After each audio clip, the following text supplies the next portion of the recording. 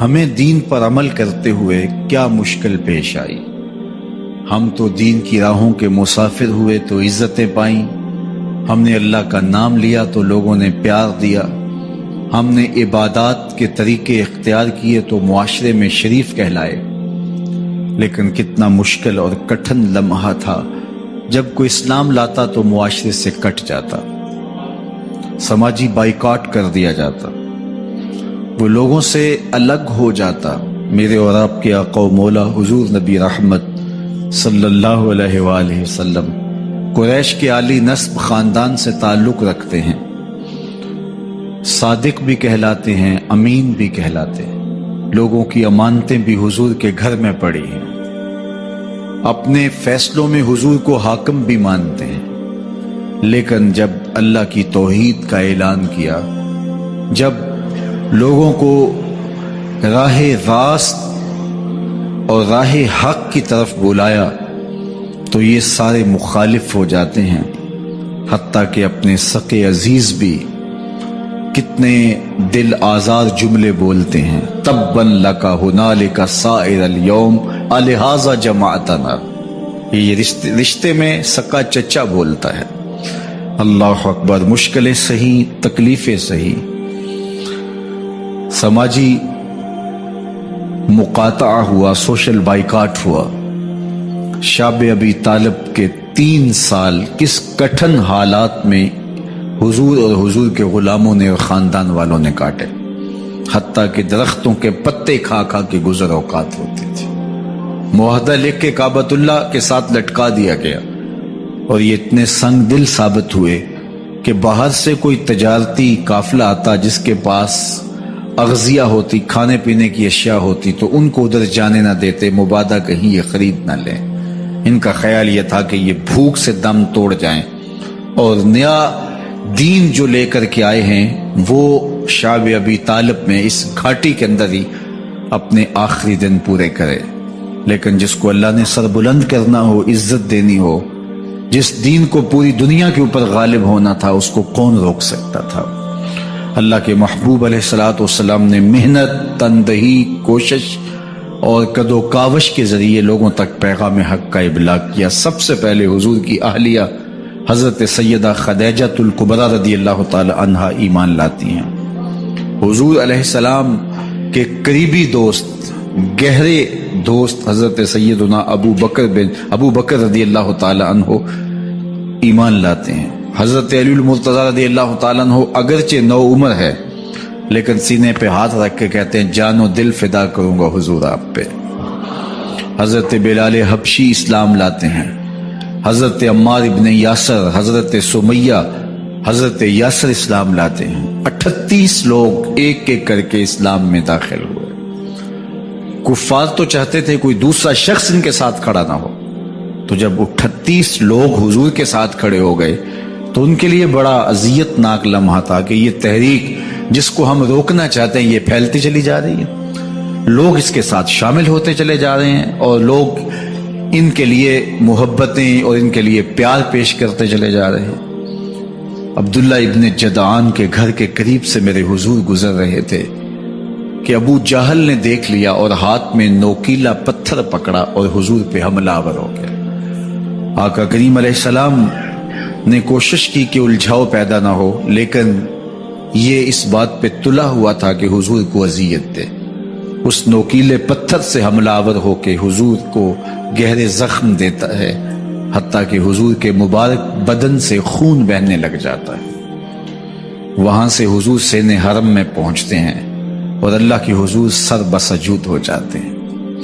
حضور کے چچا حمزہ بن عبد المطلب ابھی اسلام نہیں لائے تھے، وہ شکار کھیل کے واپس آ رہے ہیں، اور جب وہ شکار کھیل کے آتے تھے تو بڑا اترا کے چلتے تھے۔ انہوں نے سنا کہ 2 لونڈیاں آپس میں بات کر رہی ہیں۔ اس کو پتا ہوتا نا کہ اس کے بھتیجے کے ساتھ کیا سلوک ہوا ہے تو یہ کبھی بھی ایسی چال نہ چلتا، اس کی ٹوری کوئی اور ہوتی۔ تو رک گئے، قدم خود بخود ٹھہر گئے، رک کے پوچھا کیا ماجرا ہوا؟ کہا تمہارے بھتیجے کو ابو جہل نے مارا ہے اور اس کے نازک بدن سے خون بہتا رہا۔ وہ خاموش تھا لیکن اس نے جان بوجھ کے زیادتی کی اس پر۔ بس غصے میں بفر گئے۔ سین حرم کے آس پاس قریش اپنی مسجدیں جمائے بیٹھے ہوتے تھے ٹولیوں کی شکل میں۔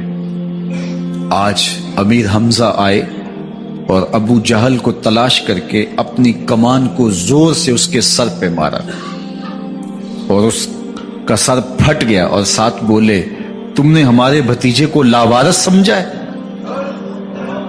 اب اس کے حواری کھڑے ہو گئے، لیکن ابو جہل بڑا کائن شخص تھا، اس نے سمجھا کہ یہ تو اب تنہا ہیں، لیکن لڑائی کی آگ روشن ہوگی تو بنو ہاشم بھی نکل آئیں گے تو یہ لڑائی لمبی ہو جائے گی، تو اس کا سبب میں ہوں، قصور میرا ہے۔ اس نے کہا بس مجھ سے غلطی ہو گئی، اس طرح اس نے بات کو ٹال دیا۔ اب حضور کے چچا حضور کو ڈھونڈ رہے ہیں۔ سین حرم میں حضور علیہ السلام اللہ کے حضور سر بسجود ہیں۔ یہ پاس جا کے کھڑے ہو گئے اور کہا یا ابن اخی، اے میرے بھائی کے بیٹے، اے میرے بھتیجے، لیکن حضور سر نہیں اٹھایا۔ اللہ کے حضور اپنے دکھڑے بیان کر رہے ہیں۔ اسی کسے دے کچھ نہیں لگ دے تے نہ کوئی ساڈا دردی۔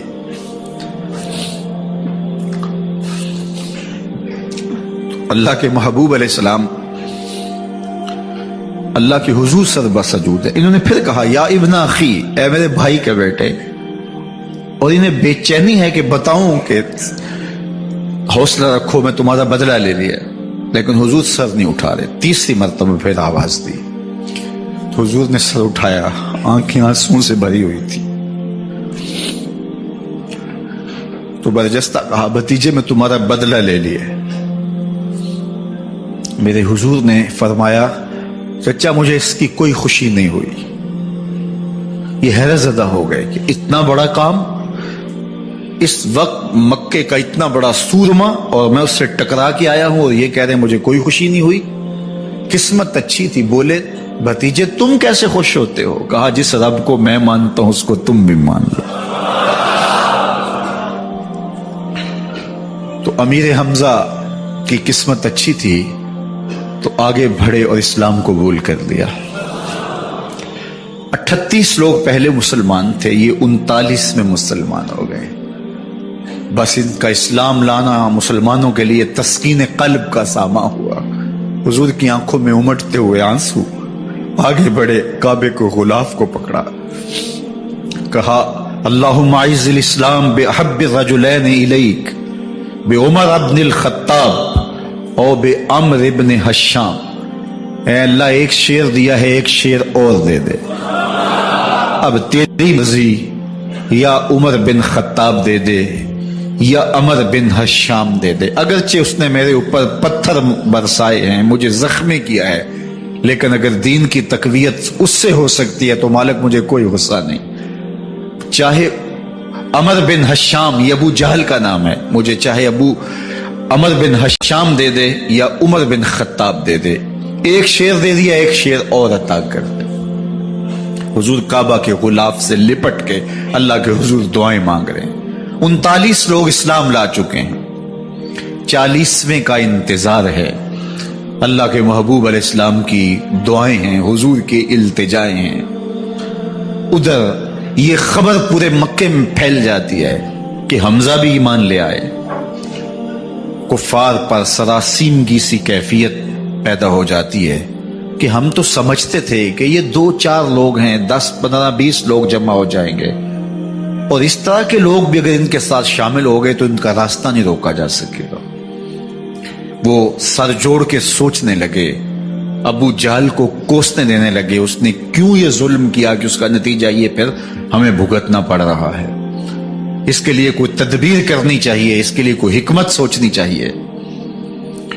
26 سال کا نوجوان ہے، خطاب کا بیٹا ہے، نام عمر ہے، اپنے گھر کے اندر پیچ و تاب کھا رہا ہے کہ اگر یوں ہی اسلام پھیلتا رہا تو ہمارے بتوں کے خلاف اٹھنے والا یہ نظم اتنا پھیل جائے گا کہ روکنا مشکل ہو جائے گا، آباء و اجداد کی کہانیاں ختم ہو جائیں گی، یہ ایک نیا دین ایسے پنپتا رہا تو پھر اس کو روکا نہیں جا سکے گا. کون روکے؟ دل میں خیال آیا اس کا ایک ہی حل ہے کہ بانی اسلام کی زندگی کا چراغ گل کر دیا جائے. لیکن یہ اتنا بڑا کام کون کرے؟ سوچا خود کروں گا. اٹھتی جوانی اور یہ پہلوانی کا زمانہ تھا عمر بن خطاب کا. اعضاء میں توانائی، طبیعت میں جوش، تلوار حمائل کی. دوپہر کے وقت خیال آیا تو کڑکتی دوپہر میں چل پڑے. سنسان گلیاں ہیں، سخت گرمی ہے، لوگ دیواروں سے لگ کے چلتے ہیں اگر کوئی کسی کو کسی مجبوری کے تحت کہیں جانا بھی پڑے. لیکن یہ مست ہاتھی کی طرح اپنے ارادے کو عملی جامہ پہنانے کے لیے گھر سے نکل پڑتے ہیں اور اس انداز سے تلوار حمائل کیے ہوئے آگے بڑھ رہے ہیں. نعیم بن عبداللہ آگے سے آ رہے تھے. آنکھوں میں اترا ہوا نشہ دیکھا، کہانی سمجھ گئے. یہ بھی مسلمان ہو گئے تھے لیکن ابھی ایمان ظاہر نہیں کیا. کہا عمر کدھر کے ارادے ہیں؟ کہا بانی اسلام کا چراغ بجھانے جا رہا ہوں. یہ روز روز کی کہانی ختم کرنے جا رہا ہوں. آج حمزہ ایمان لائے ہیں، کل کوئی اور آ جائے گا، پھر اس تحریک کو روکنا مشکل ہو جائے گا. نعیم بن عبداللہ مسکرا کے بولے گھر کی خبر لی ہے؟ کہا کیا ہوا میرے گھر کو؟ کہا تمہاری بہن فاطمہ بھی اس محمد کی غلام بن گئی ہے، تمہارا بہنوئی سعید بن زید بھی اس کا نوکر بن گیا ہے. بس بپھر گئے.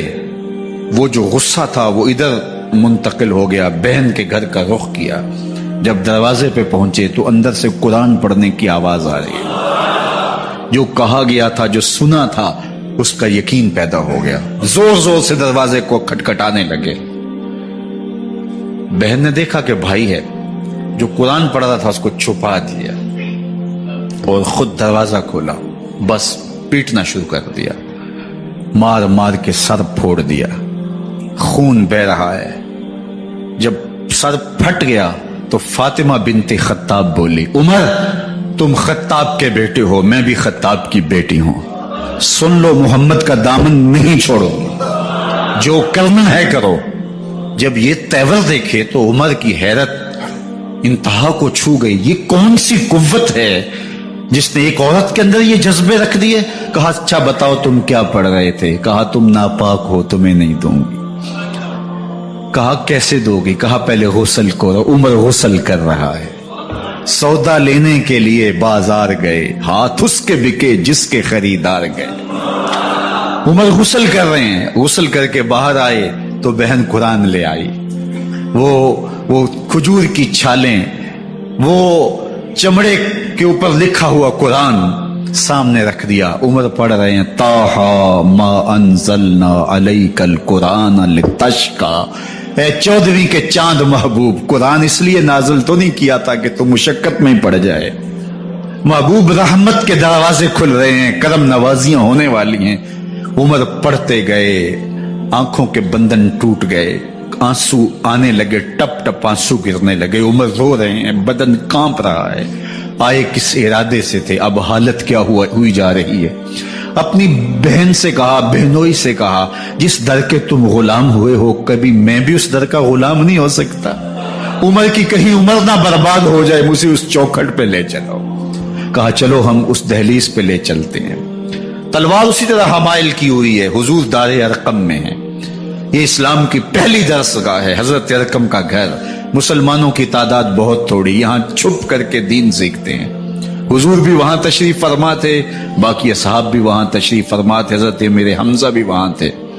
دروازے کی درزوں سے دیکھا کہ عمر آ رہے ہیں. تلوار بھی حمائل کی ہوئی. صحابہ نے کہا عمر آ رہے ہیں. امیر حمزہ نے کہا کوئی پرواہ نہیں، آنے دو. اچھا ارادہ ہوا تو خوش آمدید کہیں گے، ارادہ اچھا نہ ہوا اس کی تلوار سے گردن کاٹوں گا.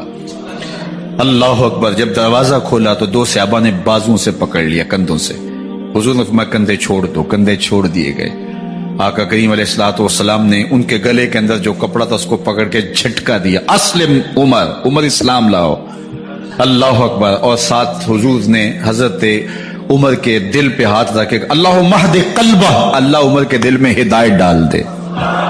بس یہ جملہ کہنے کی دیر تھی اور حضور کا ہاتھ پھرنے کی دیر تھی، اندر سے کفر دھلتا چلا گیا۔ اور عمر نے کہا اشہد اللہ الہ الا اللہ واشہد انک رسول اللہ۔ جب یہ پڑا کلمہ تو حضور کی زبان سے بے ساختہ نکلا اللہ اکبر، اور صحابہ نے بھی اللہ اکبر کہا، اور اس زور سے کہا کہ مکے کی گلیاں گونجنے لگی۔ اب عمر ایمان لانے کے بعد حضور کی خدمت میں حاضر ہو کے عرض کرتے ہیں حضور کیا ہم حق پہ نہیں ہیں؟ فرمایا ہم حق پہ ہیں۔ کہ اللہ کا دین سچا نہیں ہے؟ فرمایا اللہ کا دین سچا ہے۔ کہا کہ آپ اللہ کے سچے نبی نہیں ہیں؟ فرمایا میں اللہ کا سچا نبی ہوں۔ تو فرمایا پھر ہم چھپ کے نماز کیوں پڑھیں؟ کہا کہ عمر تم جانتے ہو حکمت ہے، اتنے جو ہے وہ ہماری تعداد نہیں، اور کفار کا جور و ظلم و ستم۔ عرض کی حضور ہم کعبۃ اللہ میں جا کے نماز پڑھیں گے۔ مسلمانوں کی دو صفیں بن گئی، ایک صف کی قیادت امیر حمزہ کر رہے ہیں، ایک صف کی قیادت حضرت فاروق اعظم کر رہے ہیں، درمیان میں حضور چل رہے ہیں، اور روایات میں آتا ہے حضرت عمر چلتے جاتے ہیں اور ساتھ لا الہ الا اللہ پڑھتے چلے جا رہے ہیں۔ اور پھر جا کے وہاں پہنچے تو وہاں جو صنادید قریش تھے ان پر سختہ طاری ہو گیا۔ حضرت عمر رضی اللہ تعالیٰ عنہ جب ایمان لائے تو آپ نے ایک ایک کافر کے گھر کے دروازے پہ کھڑے ہو کے کہا، جب کوئی بھی شخص مسلمان ہوتا تو کفار اس کو مارتے، زود و کوب کرتے، ظلم کرتے، ستم کرتے، گھسیٹتے بازاروں میں، لیکن حضرت عمر ایمان لائے تو ایک ایک شخص کے دروازے پر کھڑے ہو کر کے کہا کہ تم کمزوروں کو مارتے تھے، میں تمہیں بتانے آیا ہوں میں محمد عربی کا نوکر بن گیا ہوں۔ بلکہ آپ نے اعلان کیا جس نے اپنی بیوی کو بیوہ اور بچوں کو یتیم کروانا ہو اور اپنے ماں باپ کی کمر کو جھکانا ہو وہ عمر کے مقابلے میں آئے۔ اللہ اکبر۔ زنیرہ نامی ایک خاتون تھی، بہت کمزور، راوی کہتا ہے کہ اس کی ہڈیوں میں گودا نہیں تھا، عشق رسول تھا، اور اس کا ظالم آقا اس کو مارتا ہے، اور جب مار مار کے تھک جاتا ہے ادھر سے عمر آ رہے ہیں، یہ اسلام لانے کے پہلے کی کہانی ہے، تو ادھر سے عمر آ رہے ہیں تو اس نے کہا عمر تم جوان آدمی ہو تو یہ چھوڑتی نہیں ہے اپنے نبی کا نام، ذرا تم آؤ۔ تو عمر کوڑا پکڑ لیتے اسے مارتے ہیں، مارتے مارتے تھک جاتے ہیں تو پانی پینے لگتے ہیں، تو کہتے ہیں مجھے تیرے پہ ترس نہیں آیا لیکن میں ذرا پانی پینے لگا ہوں، اور پھر گلے کے اندر کپ ڈال کر کے کوڑا اور اس کی رسی کو بل دیتے ہیں اور اس کی آنکھیں باہر نکل آتی ہیں، اور کہتے ہیں بلا اپنے نبی کو جو تیری آنکھوں کی بینائی واپس کرے۔ اللہ اکبر۔ تو اس نے آسمان کی طرف منہ کر کے کہا مالک میں کبھی بھی آنکھوں کی بینائی نہ مانگتی، لیکن اب تیرے نبی کی عزت کا سوال ہے۔ آنکھوں کی بینائی واپس ہو جاتی ہے۔ زنیرہ کو بڑا مارا، آج عمر گلیوں میں آنکھوں میں آنسو ہیں اور عجیب دلے بےتاب ہے، اور کہتے ہیں آؤ بھائی میں حضور کا غلام بن گیا ہوں، تمہیں بتانے آیا ہوں۔ زنیرہ نے موڑ کاٹا تو آگے عمر یہ آواز دے رہے تھے۔ زنیرہ ایک کونے پہ کھڑے ہو کے زو کے کہتی ہے عمر تم تو بڑے اس دن جوش و غضب میں تھے اور تم مارتے ہوئے تھکتے نہیں تھے۔ تو عمر نے کہا زنیرہ اس دن میں نے دیکھا نہیں تھا، اب میں محمد عربی کو دیکھ آیا ہوں۔ جنہ ویکھیا نہیں ہو کرن گلاں، جنہ ویکھیا نہیں ہو کرن گلاں، جنہ ویکھیا ہو تے بول دے نہیں، جڑے محرم راز حقیقت دے اور راز حقیقت کھول دے نہیں۔ تو حضرت عمر رضی اللہ تعالیٰ عنہ ایمان لائے۔ حضرت عبداللہ ابن مسعود رضی اللہ تعالیٰ عنہ فرماتے ہیں کہ حضرت عمر کا ایمان لانا مسلمانوں کے لیے عزت کا سبب تھا، ان کا ہجرت کرنا مسلمانوں کی نصرت تھی، اور ان کی خلافت مسلمانوں کے لیے رحمت تھی۔ حضرت عمر رضی اللہ تعالی عنہ وہ ہیں کہ میرے حضور نے فرمایا لوگوں جب نیک لوگوں کا ذکر کرو تو میرے عمر کا تذکرہ ضرور کیا کرو۔ میرا عمر وہ ہے کہ جب وہ ایک جگہ ایک سمت سے آ رہا ہو، ایک گلی اور بازار سے آ رہا ہو تو شیطان بھی آ رہا ہو، عمر کو دیکھ کے راستہ تبدیل کر لیتا ہے۔ حضرت عمر رضی اللہ تعالی عنہ کی طبیعت کے اندر جو جاہ و جلال تھا، طبیعت کے اندر جو سختی تھی، وہ اسلام کے اندر آ کر بھی قائم رہی، اور آپ نے وہی سختی، وہی جاہ و جلال جو پہلے مسلمانوں کے خلاف تھا، اب کفار کے خلاف، منافقین کے خلاف حضرت عمر کی طبیعت کے اندر وہ جوش و خروش بدستور موجود رہا، لیکن جس دن آپ خلیفہ بنے تو اس دن آپ نے ممبر پہ چڑھ کے جو خطبہ دیا اس میں کہا، لوگوں میں سخت اس لیے تھا کہ رسول اللہ نرم تھے، پھر میں سخت اس لیے تھا کہ حضرت ابوبکر صدیق نرم تھے، اب میں تخت خلافت پہ بیٹھا ہوں، اب میری سختی جو ہے وہ نرمی میں تبدیل ہو گئی، صرف فاسقوں فاجروں اور باغیوں کے لیے میں سخت ہوں، باقی تمہارے لیے نرم ہوں۔ سب سے کم جو تنخواہ بیت المال سے اگر کسی وجود نے لی ہے تو وہ حضرت عمر رضی اللہ تعالیٰ عنہ نے لی، صرف 2 جوڑے لیتے تھے سال میں، اور راوی کہتا ہے کہ میں نے دیکھا ہے کہ اس میں بھی 17 پیوند لگے ہوتے تھے۔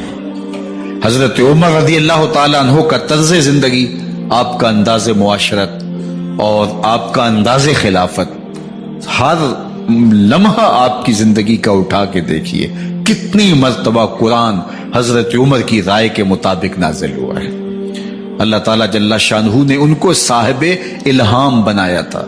ہر امت میں کوئی صاحب الہام ہوتا ہے، حضور کی امت کا صاحب الہام حضرت عمر رضی اللہ تعالیٰ عنہ، اور آقا کریم نے انہیں اپنا وزیر قرار دیا، فرمایا میرے 2 وزیر آسمانوں میں ہیں، 2 وزیر زمینوں میں ہیں، آسمانوں کے وزیر ابو جو ہے وہ جبرائیل اور میکائیل ہیں، اور زمین کے وزیر ابو بکر اور عمر ہیں رضی اللہ تعالی عنہما۔ تو اللہ تعالیٰ جل شانہ نے حضرت سیدنا صدیق اکبر کے بعد حضرت سیدنا عمر بن خطاب رضی اللہ تعالیٰ عنہ سے جو کام لیا، مختصر دور خلافت کے اندر 10 سال 6 ماہ 4 دن آپ نے خلافت فرمائی ہے، لیکن کہاں سے چلے اور یہاں مکران تک، بلوچستان کا حصہ ہے، یہاں تک آپ کے سلطنت کی حدود وسیع ہوئی، ادھر آرمینیا تک جا پہنچے، حمص فتح کیا، قادسیہ، یرموک، آپ ذرا دیکھیے کہ کہاں تک آپ کی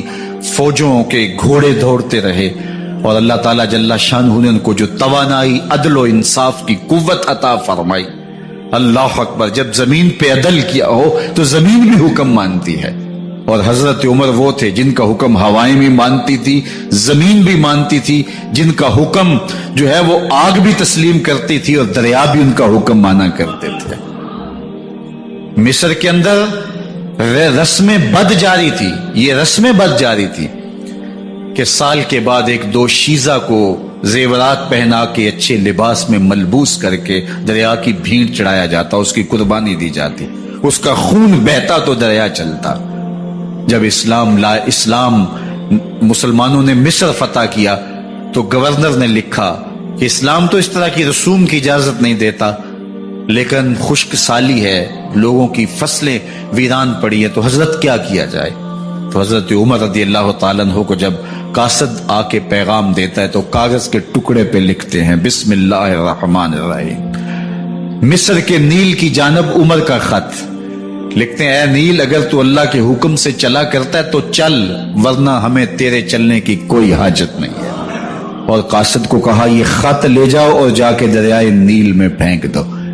قاصد جا کے خط دریائے نیل میں پھینک دیتا ہے، پانی آتا ہے، ایسا دریائے نیل چلا 14 صدیاں ہوئی ہیں آج تک کبھی بند ہی نہیں ہوا ہے۔ دریا حکم مانتے ہیں، آگ نکلتی ہے، لوگ حضرت عمر رضی اللہ تعالی عنہ کے پاس آئے، حضرت لاوا پھوٹا ہے، آگ نکل رہی ہے اور مدینے کی طرف بڑھ رہی ہے، اب کیا کیا جائے؟ فائر بریگیڈ تو زمانے میں تھی نہیں۔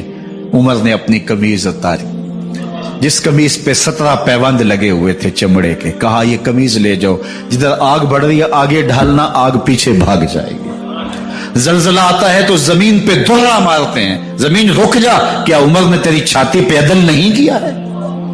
تو یہ عمر ہیں رضی اللہ تعالی عنہ کہ جن کے انصاف کی وجہ سے، جن کے عدل کی وجہ سے اللہ تعالیٰ کی رحمات اور اس کی برکات کا نزول ہوتا تھا، اور اللہ تعالیٰ نے مسلمانوں کو وہ آبرومند حکومت دی۔ کائنات کی تاریخ کے اندر ایسی حکومت آپ نے نہیں دیکھی ہوگی جو حضرت عمر نے حکومت کی ہے۔ اللہ اکبر، فرمایا فرات کے کنارے پہ ایک کتا بھی پیاسا مر گیا تو اس کا حساب بھی عمر سے ہوگا۔ جب اتنے علاقے فتح ہو گئے تو ایک دن حضرت عمر بیٹھ کے رو رہے تھے، تو کسی نے کہا حضرت رو کیوں رہے ہیں؟ فرمایا کہ میں اس لیے رو رہا ہوں کہ فلاں پل سے بکریاں گزری ہیں، تو پل کے اندر شکستگی تھی، ٹوٹا ہوا تھا پل درمیان میں کچھ، اس میں ایک بکری کی ٹانگ ٹوٹ گئی ہے، تو میں ڈرتا ہوں کہیں اس کا حساب نہ لیا جائے کہ میرا رب یہ نہ پوچھے کہ عمر تو نے پل صحیح تعمیر نہیں کروائے تھے کہ ایک بکری کی ٹانگ کیوں ٹوٹی ہے۔ یہ ہیں حضرت عمر رضی اللہ تعالی عنہ۔ اللہ اکبر۔ حضرت سیدنا عمر رضی اللہ تعالیٰ عنہ کی پوری زندگی آپ دیکھ لیجئے، آپ دن کو گھر میں بیٹھتے ہیں، دربار خلافت میں بیٹھتے ہیں، اور آپ کا دربار خلافت کیا ہے؟ کوئی عالی نصب محل نہیں ہے، مسجد نبوی کا صحن ہے، وہاں بیٹھ کے فیصلے ہو رہے ہیں۔ باہر سے سفیر آتا ہے اور آ کے پوچھتا ہے کہ میں امیر المومنین کے، مسلمانوں کے حکمران کے دارالامارہ میں محل میں جانا ہے، تو وہ مسکرا کے کہتے ہیں ہمارے امیر کا تو کوئی محل نہیں ہے۔ کہا کہاں ہے تمہارا امیر؟ کہا مسجد نبوی میں ہوگا یا بیت المال کے اونٹوں کی دیکھ بھالی کر رہا ہوگا، ان کی دیکھ بھال میں لگا ہوگا۔ وہ جب گئے تو مسجد میں نہیں ہے، اللہ اکبر، وہاں گئے تو وہاں بھی نہیں ہے۔ پھر کیا دیکھتے ہیں کہ عمر رضی اللہ تعالی عنہ جنت البقیع کے پاس ایک درخت کے نیچے اینٹ کا سرانہ رکھ کے سوئے ہوئے، تو اس نے کہا عمر تو نے عدل کیا ہے، تجھے کچی اینٹ پہ بھی نیند آ گئی، ہمارے حکمرانوں نے انصاف نہیں کیا، اور وہ بند اور محفوظ کمروں کے اندر بھی سکون اور چین کی نیند نہیں سو سکتے۔ حضرت سیدنا عمر رضی اللہ تعالیٰ عنہ نے اس طرح ان امور سلطنت نبھائے۔ آپ دن کو لوگوں کی دیکھ بھالی کرتے، لوگوں کی ضروریات سنتے سمجھتے، اور جب رات پڑتی لوگ سو جاتے، عمر مدینے کی گلیوں میں پہرا دیتے۔ کائنات نے کوئی ایسا بھی حکمران دیکھا ہوگا؟ اللہ اکبر۔ وہ مجاہد جو مختلف محاذات پہ گئے ہوئے ہوتے، ان کے گھروں کی دیکھ بھالی کرتے، ان کی ضروریات کا خیال رکھتے، ان کی آبرو کا پہرا دیتے۔ راتوں کی تنہائیوں کے اندر حضرت عمر اٹھتے اور جا کے گشت کرتے، چکر لگاتے، دیکھتے کوئی آنکھ پر نم نہ ہو، مفلسی کا کسی گھر میں ماتم نہ ہو، لوگوں کی ضروریات کا خیال رکھتے۔ اللہ اکبر۔ ایک دن حضرت عمر رضی اللہ تعالیٰ عنہ ایک گھر کے قریب سے گزرے، گھر سے دھواں نکل رہا تھا، سوچا کوئی مہمان ہوگا، گزر گئے۔ تھوڑی دیر کے بعد پھر دوبارہ اس گلی سے گزر ہوا تو پھر دھواں نکل رہا تھا، پھر گزر گئے۔ 2 گھنٹے کے بعد پھر دوبارہ ادھر سے گزران ہوا تو پھر دھواں نکل رہا تھا۔ رات کا پچھلا پہر ہے، ابھی تک گھر سے دھواں نکل رہا ہے۔ عمر رضی اللہ تعالیٰ عنہ نے دروازے کو کھٹکھٹایا، اندر سے خاتون کی آواز آئی، اس وقت کون ہے؟ کہا ایک مسافر ہوں، پوچھنا چاہتا ہوں تمہارے گھر سے دھواں کیوں نکل رہا ہے رات کی اس پہر؟ کہا تمہیں اس سے کیا غرض؟ کہا نہیں مجھے تشویش ہوئی ہے۔ تو اس نے کہا عمر کی جان کو رو رہی ہوں۔ حضرت عمر رضی اللہ تعالیٰ عنہ نے کہا کیا ہوا؟ کہا کہ کھانے کے لیے گھر کچھ نہیں ہے، بچے ضد کر رہے ہیں، ہنڈیا کے اندر پتھر ڈال کر کے میں نیچے سے آگ دیے جا رہی ہوں، بچوں کہتے ہیں تھوڑی دیر ہے تھوڑی دیر ہے، کہ بچے تھک کے سو جائیں گے انتظار کر کر کے، تو کچھ ہو تو پکے، اور بچے ہیں بھوک سے، شدت بھوک کی وجہ سے سو بھی نہیں رہے، اور میں یہاں بیٹھے عمر کی جان رو رہی۔ حضرت عمر رضی اللہ تعالیٰ عنہ واپس آئے، گھی کا کنستر اٹھایا، آٹے کی بوری لی اور ساز و سامان لیا۔ خادم تھا آپ کا اسلم بیت المال میں، اس نے حضرت یہ سب کچھ میں اٹھا لیتا ہوں۔ کہا حشر کے دن میرا بوجھ اٹھاؤ گے؟ کہا نہیں وہ تو آپ کو اٹھانا ہوگا۔ کہا عمر کو آج خود ہی اٹھانے تو، اور اٹھا کے ان کے گھر آئے، اور گھر آ کے ان کو سب کچھ دیا۔ اور پھر اس کے بعد جب کھانا تیار ہوا، بلکہ روایت میں آتا ہے کہ جب آگ جلا رہی تھی تو عمر جھک کے چولہے میں پھونکے مار رہے تھے۔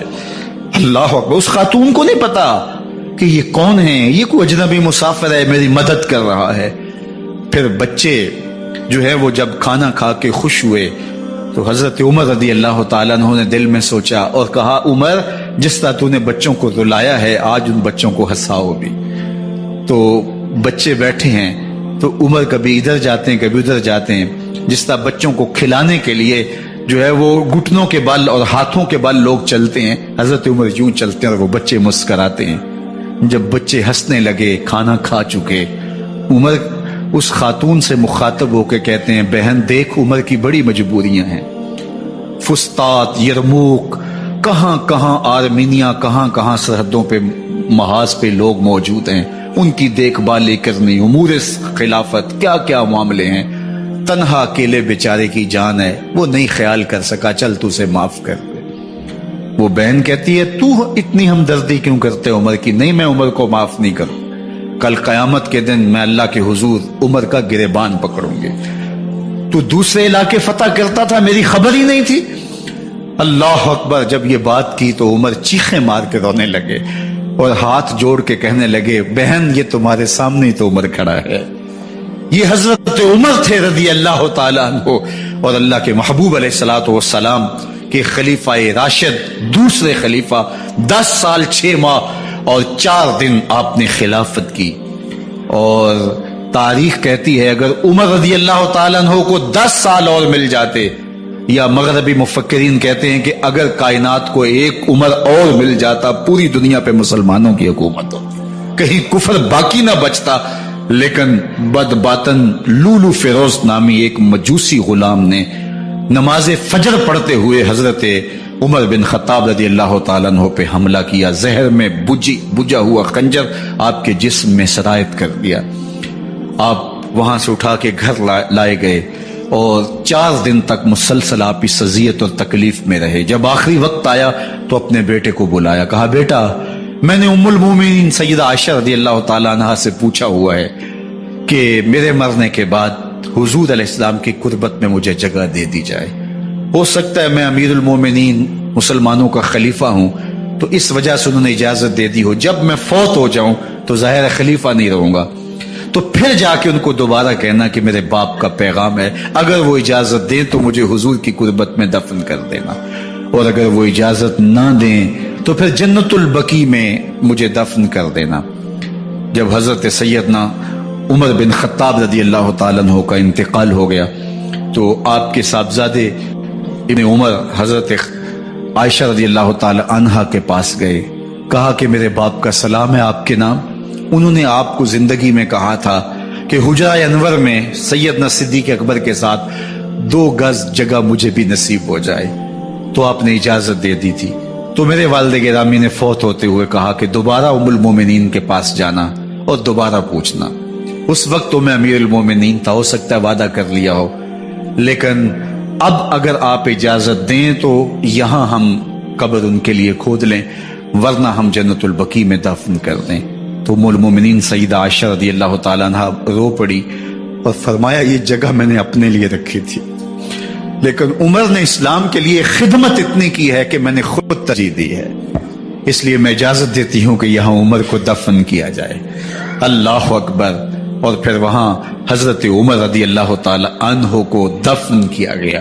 یہ قبر میرے حضور کی ہے، 7 حضرت صدیق اکبر ہیں، 7 حضرت عمر فاروق رضی اللہ تعالی عنہ ہیں۔ جے شک ہووی تے چل مدینے، جے شک ہووی تے چل مدینے، ویخ لے جوڑ مزاراں دا، بن یار نبی دیاں یاراں دا۔ حضور نے فرمایا ایک دن مسجد نبوی سے باہر نکل رہے تھے اور کچھ لوگ مسجد میں داخل ہو رہے تھے، حضور نے دائیں ہاتھ سے ابو بکر کا ہاتھ پکڑا تھا اور بائیں ہاتھ میں حضرت عمر کا ہاتھ تھا، اور جب لوگوں کو آتے ہوئے دیکھا ان کو مخاطب کرتے ہوئے کہا ہاکذا نبعث یوم القیامہ، قیامت کے دن ہم قبروں سے یوں ہی اٹھائے جائیں گے، میرے دائیں ہاتھ میں ابو بکر کا ہاتھ ہوگا، بائیں ہاتھ میں عمر کا ہاتھ ہوگا۔ جے شک ہووی تے چل مدینے، آویخ لجوڑ مزاراں دا، بن یار نبی دیں یاراں دا۔ تو میرے حضور نے فرمایا جب اچھے لوگوں کا ذکر کرو تو میرے عمر کا ذکر بھی ضرور کیا کرو۔ تو حضرت عمر رضی اللہ تعالی عنہ اللہ کے محبوب کے محبوب ہیں، باقی صحابی مرید ہیں، حضرت عمر میرے حضور کی مراد ہیں، اللہ سے مانگ کر کے لیا ہے، اللہ عمر بن خطاب عطا کرتے، اور پھر اللہ نے عمر کی صورت میں اسلام کو وہ عظیم تحفہ دیا جس سے اسلام کی عزت بڑھی اور شان و شوکت میں اضافہ ہوا، اور اسلام کے جھنڈے 4 داغ عالم کے اندر لگ گئے۔ اللہ مجھے آپ کو حضرت عمر کے نقوش پاکی برکتیں عطا فرمائے، اور ہمارے حکمران